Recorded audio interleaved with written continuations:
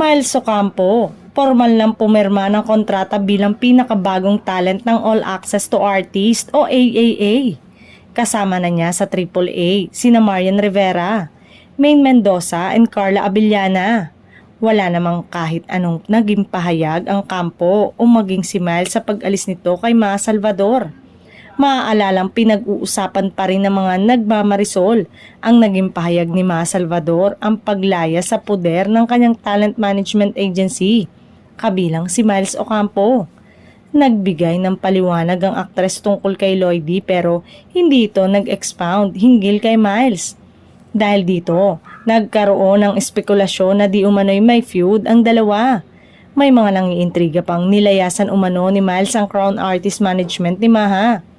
Taong 2022 nang umalis sa Star Magic si Miles at lumipat sa Crown Artist Management ni Maha at Rambo.